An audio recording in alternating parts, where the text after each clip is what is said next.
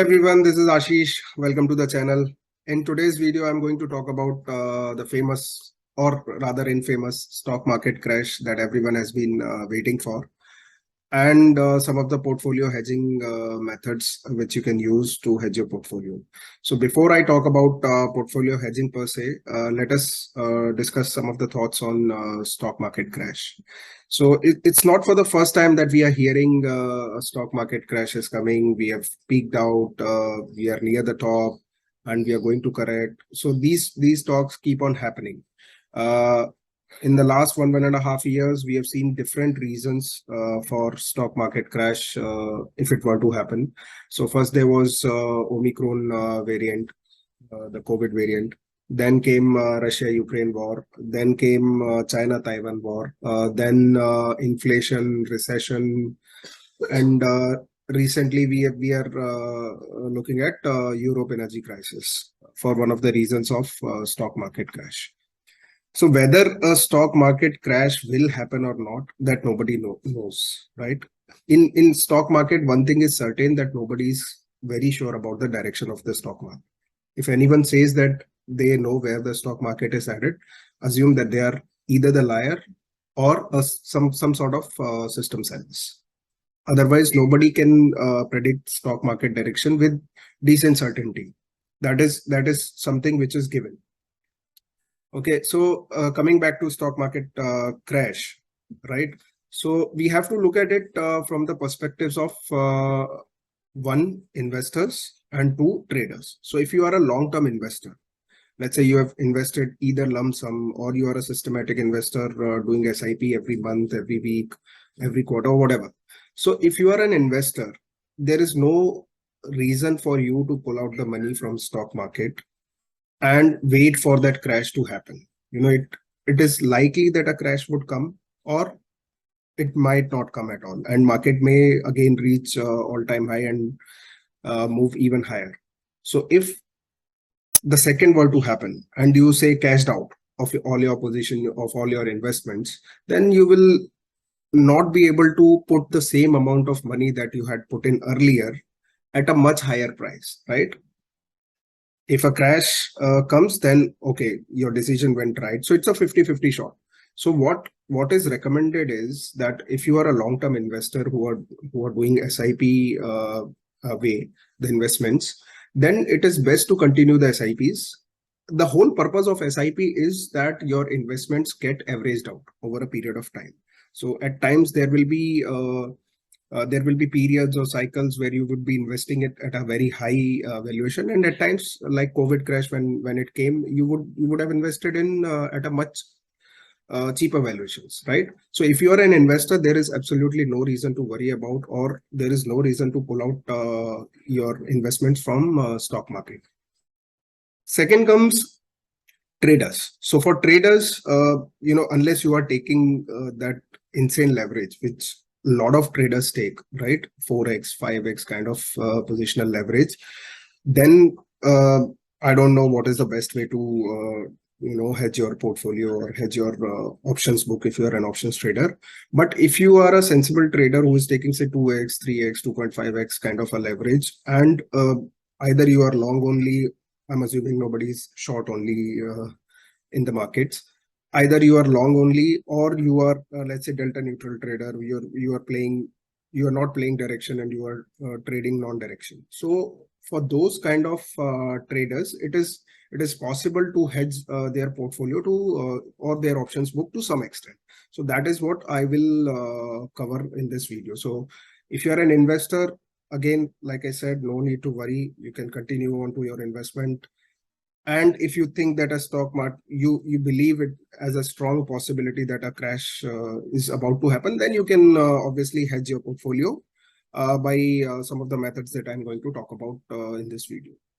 All right. So and moreover, last thing that I wanted to say before I jump onto portfolio hedging. If you are in stock market, if you are in financial markets, the money is made being on the long side. As simple as that. You don't predict stock market crash every 3 months, every 6 months and start building shorts. It is going to hurt you a lot. So the earlier you understand this in your trading journey, the better it is. The money is made being on the long side, not on the short side. I mean, there are traders who make money being on both sides, but very skilled traders. I'm talking about if you're a new trader, aspiring trader, recently joined stock market, then be on the long side. You will make money. All right. So I'm going to share my screen. Okay, so what are the different ways one can hedge their portfolio? So some of the ways I'll talk about in this video. One is the plain vanilla approach of going long OTM options. So there are two ways one can do it. Either we can do it every week. So let's say we have an expiry this week. So Nifty options. Secondly, I'm going to talk about this hedging method only with Nifty options. No other instrument I'm going to use. So I'll talk about correlation of portfolio little late in the video. Let's first talk about the various hedging methods. Okay, so one is a very common approach that can be used, that you buy FAR OTM options either in weeklies, or let's say in you use December options if you are not very active and you don't want to shuffle buying puts every week.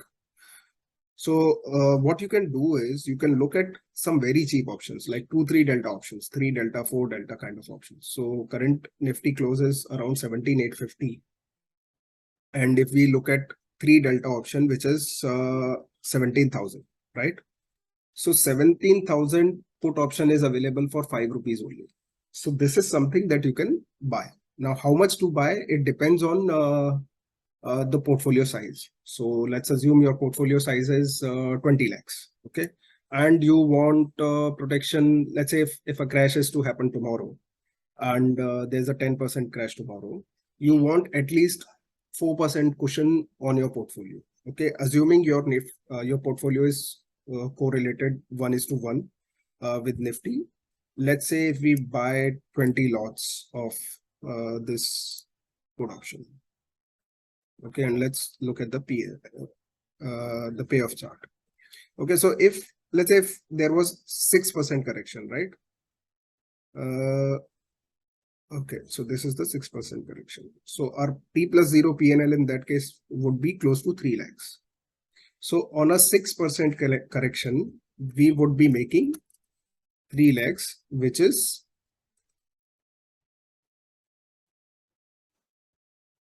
15% of the account size. So clearly this is oversized. Okay, and since we are buying 20 lots, this is how much? 20 into 50 into 5.25. 5,000. So we are buying 5,000 every week, which is 20,000 every month, which is 1% portfolio hedging cost. Obviously, we don't want to give that much. So let's say we buy maybe 6 lots. Okay, and then a 6% correction is giving us about 90,000, or let's say 1 lakh. So 90,000 is how much? Is about 4.5%, right? Which is very good in a way, and the cost is also very less. Have I calculated it correct? 90,000 is, yes, 4.5% of 20 lakhs. And if I'm buying 6 lots, that is 5.25 into 50 into 6, which is 1,500, and 1,600 is about 6,000-7,000, which is fine. I think 0.3%, right, 0.3% of the portfolio hedging cost. So this is one simple way by which you can hedge your portfolio, and this is something that you can keep doing week on week. So you don't have to wait until the expiry. So let's say Nifty rallies from here, right? Nifty rallies a further 200, 300 points, and there is further VIX is down, and volatility in the current week also is down. Then you could probably roll your 17,000 puts much before they expire. On Wednesday they'd still be trading at 1 or 2 rupees, 1.5 rupees.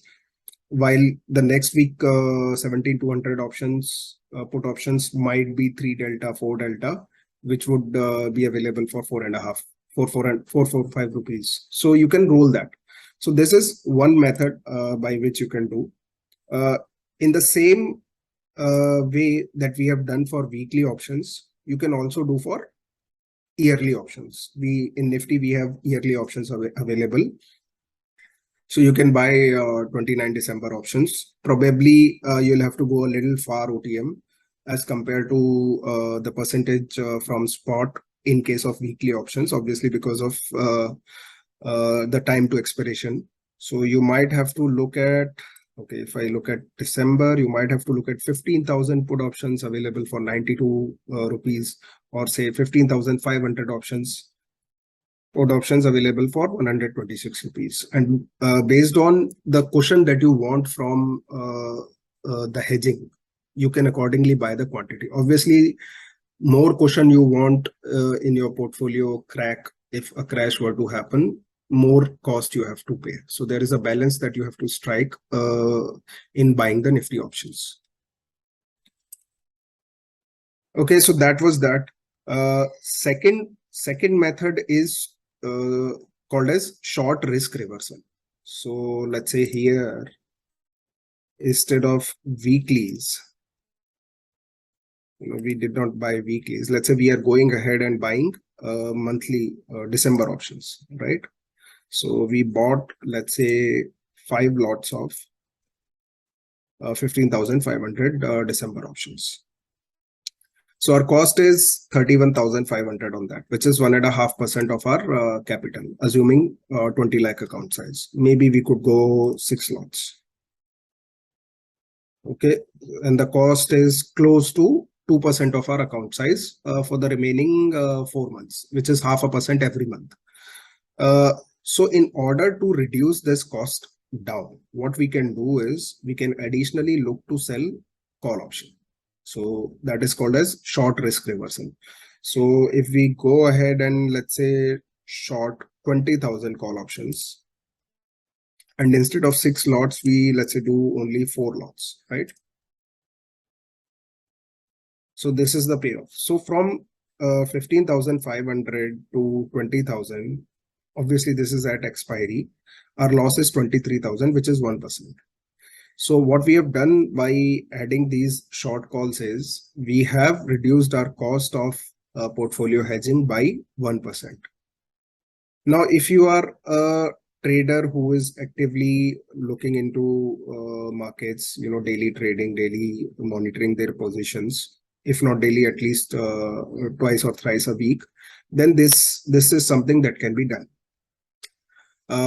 Let's say what happens when Nifty moves to 20,000 before this December. So that is about more than 10% of appreciation in next 4 months. Usually you get 12-13% on your investment in a year on an average. So if Nifty is moving more than 10% in a year, what will happen is that your investments also will appreciate. So obviously you might have to let go of some of your investments in order to cover the cost of in order to cover the loss that you might incur because of these short calls. But that's a trade-off that you should be willing to take in case you want to hedge your portfolio and hedge your portfolio at a much cheaper cost. Then that is one way. So this is something that people do. Short risk reversal is also something that people do. I usually don't do it. I stick to FAR OTMs in weeklies, because that is the best way you can get tail risk hedge, in my opinion. So that is something that I do. And lastly, what you can do is the third approach which I'm going to talk about is the putback spreads. Okay, and there are a combination of putback spreads that you can use. So I've covered putback spreads in a video earlier. So I've talked about putback spreads in detail in that video. You might want to look at that video to get more idea on putback spreads, but I'll quickly cover that in this video also. So let's say, so with putback spreads, the thing is that you have to give some time for putback spreads. So it should be at least 40-45 days to expiry when you initiate a putback spread. So if I were to initiate a putback spread now, I would ideally want to do it in the October expiry, right? So let me just reset it. So in putback spreads, what you do is, so if it is an October expiry, what you can do is you can short an ATM put, which is, let's say, 17,900, and you can sell maybe, let's say, one lot. And for every lot you have shorted, you buy, oh, oops, I sold call. So 17,900 put, this is 7,900 put. So let's say we shorted this 7,900 put and we bought 17,500 puts, and maybe instead of 2 lots, we bought it 3 lots, right? So if market were to go up, our loss is 19,000, right? If market were to go up from here, our losses, see, the thing with putback spread is you can ideally create it at zero debit or very little cost, but then it won't give you that much cushion. So if you are willing to initiate putback spreads as your portfolio hedge, be prepared to take some losses in that. Be prepared, give some debit at least, so because that will ensure that you will have enough positional deltas in your favor to make money if the crash were to happen. So let's say if I change it to just 2 lots, my delta from 54 negative comes down to 20 negative. So that is not a great hedge, right? So coming back to, let's say we did 3 lots here and looking at payoff chart, right? So if a crash were to happen and let's say index goes down 6%, again in the same scenario, so this would be making about 55,000, right? Obviously we have incurred less cost here. There are other things to consider when it comes to putback spreads, like the current IVs which are there. So ideally it is suited in a low IV environment. So we are moving to low IV environment right now. So more and more we go towards the lower end of the India VIX and the weekly IV range. The more and more this might look attractive, right? Another thing about putback spreads is that so let's say we initiated 45 days DT.